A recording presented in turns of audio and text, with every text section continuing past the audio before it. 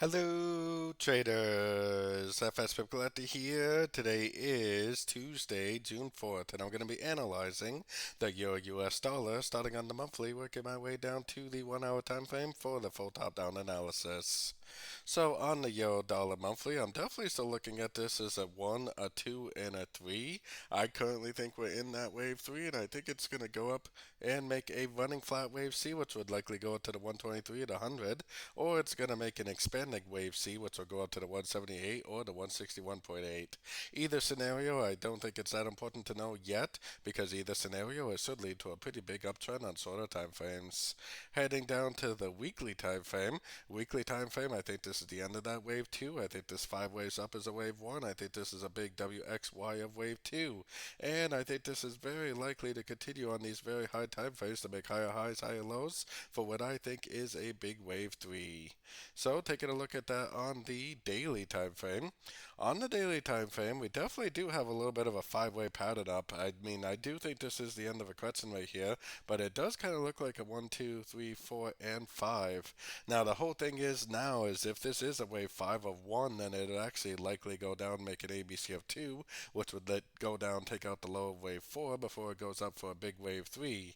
Definitely seems like that is the most likely thing to happen as of now, but we do have to keep in mind that this move down could possibly be only a correction to this move up, especially because I think this is a wave 3 on the higher time phase. So definitely be aware that it could go down, make 3 waves down, make a higher low, and just keep on making those higher highs and higher lows, even though it looks like a complete 5 way pattern.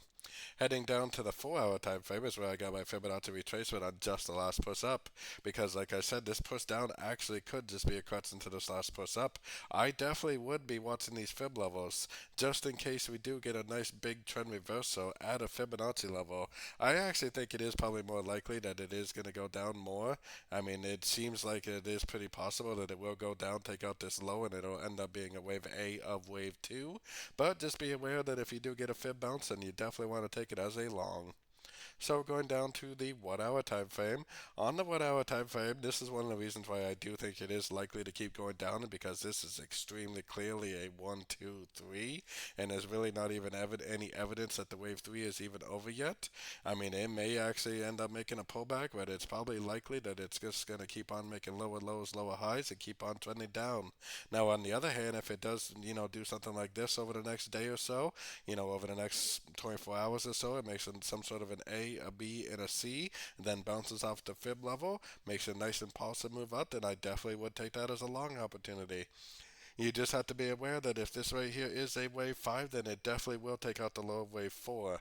We don't know for sure whether it's a wave 5 or not, but if it is a wave 5, then this is actually just going to keep on going down, and it's going to make a nice big downswing, which would be a wave A, most likely a wave A of wave 2.